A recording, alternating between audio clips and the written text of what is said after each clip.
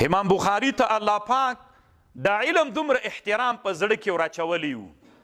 امام بخاري سره په زړه کې یو ایمانی جذبه وله، د علم د احترام یو لوی هغه ورسره و.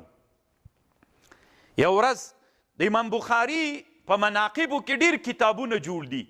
یو عالم تیر سوی د علامه عجلوني نومیږي، یو کتاب یې جوړ کړی الفوائد الدراري، په ترجمه د امام بخاري کې یو جل کتاب ده له ما سره ستا. اصل کې دغه خبر په همدغه کتاب کې ده. امام بخاري چې کله علمي سفر ته تله په کشتۍ کې سپور سو، او ډېر طالبان کشتۍ کې ډېر خلک ول. نو یو سړی و د امام بخاري سره په دې کشتۍ کې د امام بخاري سره ډېره مینه ښکاره کړه، ډېرو الفت و مینه یې ورسره وکړله. نو امام بخاري فکر وکړه چې دا لکه څه رښتیا له ما سره مینه کوي. نو امام بخاري هم له دې طرف نه اظهار د مینې ورسره وکړه، ورته ویې ویلې چې ما سره 1000 دیناره دي. نو کشتۍ وله دریاب کې مزلونه یې کول شپه ورځ چې ساحل ته وځي. یوه ورځ راغله چې دا سړی له خوبه راجیګ سو، زاړي. ولې زاړي وي؟ د ما 1000 دیناره ورک دي. چل امام بخاري ته جوړ کړ. نو هغوی ورته ویلې زاړه مه خیر ده، تلاشي به وکړو. په کشتۍ کې تلاشي را شروع سوله. امام بخاري رحمه الله چې پوه سو چې دا پیسې خو د ما دي، اوس کله ما نه وځي خو د ما رنګه بدیږي، خلک به وایي چې امام بخاري پیسې پټې کړې وې، غلا یې کړې وه. نو امام بخاري رحمه الله پیسې راواخیستلې، دریاب ته یې وغورځولې. تلاشي چې وکړه روپۍ پیدا نه سوې. خلکو دا سړی ملامت کوي هسې له ځان نه دی هغه جوړ کړی. ډېر وخت ووته. چې ووته یو څه وخت امام بخاري رحمه الله دا سړی راغی امام بخاري ته یې ویلې وی اوس خو رښتیا راته ووایه روپۍ دې څه کړلې؟ امام بخاري ورته ویلې مې اوبو ته واچولې. وی څنګه دې زړه پې کېده؟ وایي ولې به مې زړه نه پې کېده؟ ما دا علمي رتبه څومره په سختي ګټلې وله، ټولې دنیا کې زه په دې مشهور سوی یم چې د دین یو عالم د امام بخاري د 1000 دینارو په واسطه باندې چې د ما حیثیت ختمېده، دا دنیا دې ورکه سي، خو چې د ما نوم او د ما حیثیت او د دین سره چې کم ربط ته دا ورک نه سي. امام بخاري رحمه الله سره دومره زیاته د علم او د علماو د اسلام لحاظ وو. نو الله عز وجل دې مونږ او تاسې سره د دې مینه پیدا کی چې د امام بخاري رحمه الله غوندې د علم احترام وساتو او د علم سره مینه وکړو او د علم چې کوم هغه د هغه د ځان سره وساتو.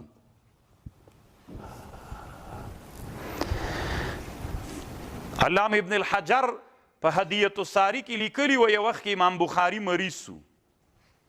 بیا د امام بخاري د میتیازې راواخیستلې، تشې میتیازې بوتل کې واچولې، ډاکټر ته یې وروړې. چې ور یې وړې ډاکټر چې وکتلې ورته ویې ویلې وایي دا اوبه خو داسې دي لکه اسقفان د نصرانیانو، او د نصرانیانو عابدان به څیول دي هغوی د میتیازو غوندې دي، او دا داسې د چا میتیازې دي چې ټول عمر یې که تغ نه ده خوړلی، وچه ډوډۍ یې خوړلې. چې پوښتنه یې وکړه ورته یې ووایي دا د محمد ابن اسماعیل البخاري رحمه الله میتیازې دي، 40 کاله یې که تغ نه ده خوړلی. بیا ورته یې علاج یې دا ده چې که تغ دې شروع کړي، وچه ډوډۍ دې نه خوري. بیا علماو مشایخو په دې مجبور کړه چې ته خوراک وکړه، بیا ایله ورسره ومنله. نو طالبانو الله پاک ځکه چې یو سړی کله د خېټې سره ډېر شوقي سي بیا علم ترې پاتې کېږي، چې ښه موړ سي کتاب راواخلي خوب سړي ته ورځي. نو علم به د لوږې سره حاصلوي، که چې لوږه در سره بیا د علم قدر درته معلومیږي. نو طالبانو د تاریخ په پاڼو کې چې کتابونه ګورئ، کله کله طالبان لکه د نن عصر طالبان ډېر کوشش دی پسې وکړي چې چېرته داسې د ترفه د تنعم مدرسه وي، ډېر کشور کوي. دی فکر کوي چې هلته لکه سړی ښه مولا کېږي. طالبانو د علماو تاریخ چې تېر سي داسې نه و چې امام بخاري غریب سړی و، خلکو نه ساته، خو طالبانو علم تقاضا دا ده چې د دنیا نه به رالرې کېږي. علم تقاضا دا ده چې دنیا نه به رالرې کېږي، ځکه ته چې علم حاصلوي نو علایق او شیان به ټول بندوي. امام بخاري رحمه الله یو ورځ چا باغ کې میلمه کړي وو،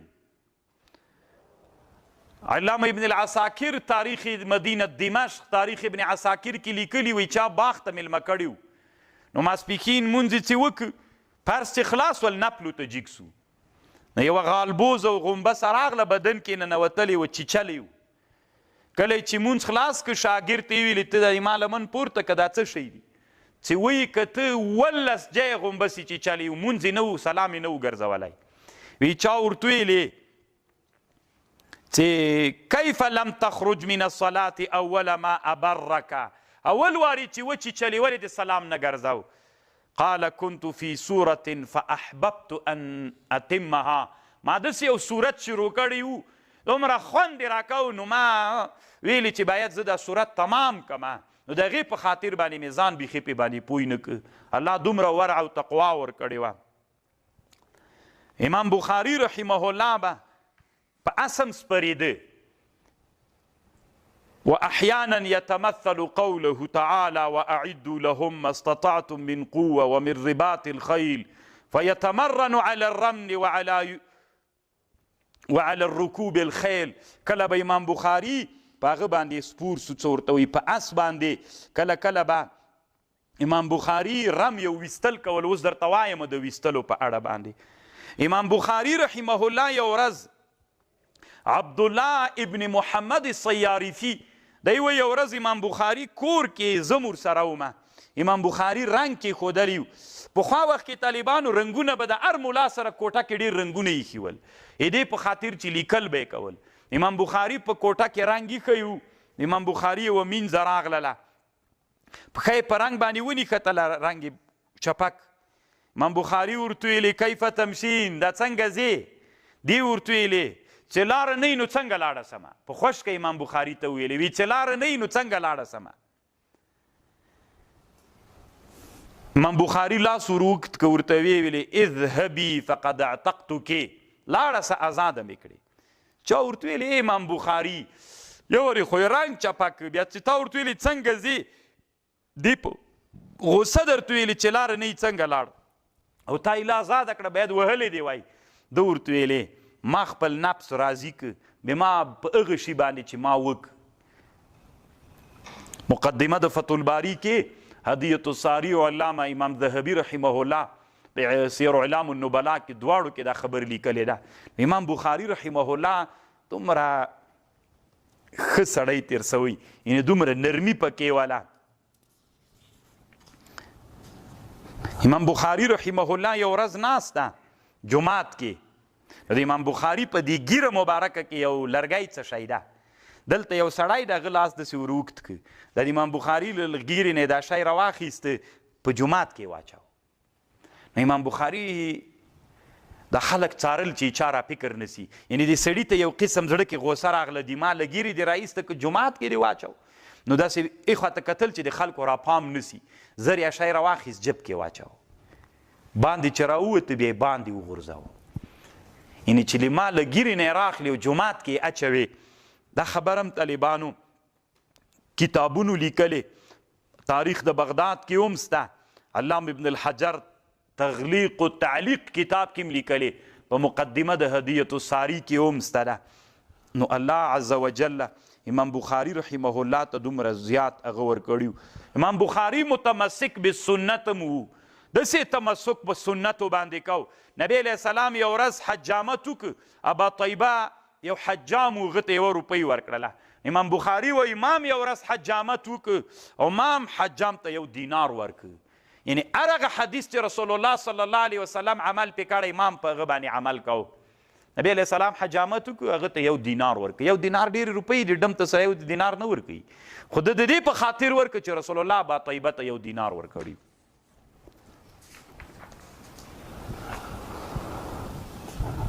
علما وایي و یو ورځ موږ د امام بخاري سره لاړلو نښه مو ویستله په فرابر کې فرابر په بخارا کې یو ځای ده هلته لاړو نښه مو ویستله امام بخاري رحمه الله چې نښه ویستله یو پل و د دې پل میخ یې ویسته امام بخاري چې ویې ویسته میخ مات سو چې مات سو نو امام بخاري رحمه الله له دابې نه راکته سو او تی ویلې چې نور ویستل نه کوم دلته یو سړی و هغه ته امام بخاري خدای چې وویسته ډېر ورخطا سو امام بخاري. نو داسې سړی چې ورخطا سي ساه باسي که نه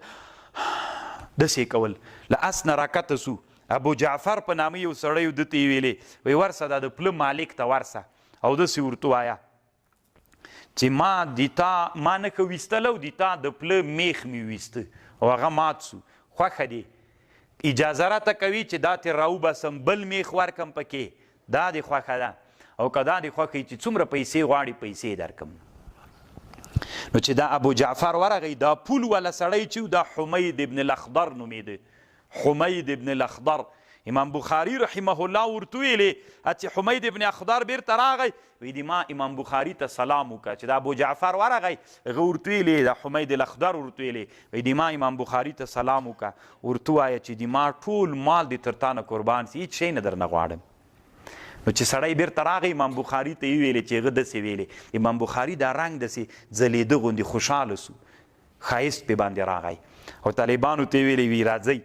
مسافر طالبان چې راغلي ول 1500 احادیث یې ورته وویلې په دې ورځ او 300 درهم یې د غریبو طالبانو مسافرو طالبانو باندې صدقه هم وکړله. نو طالبانو علم یو ادب هم د دې ته مون فکر وي. ته به داسې نه کوې چې د مدرسې شیشه دې ماته کړه زه ته نه پوښتنه کوې نه دا پردی ده دروازه ماته کې کتاب وش کوې د مدرسې برق خرابه کې دا علم چې حاصله کیږي دا علم چې حاصل سوی ده دغسې انسانانو داسې پولې میخ مات سوی ده یو میخ هم په نښه باندې بیا هم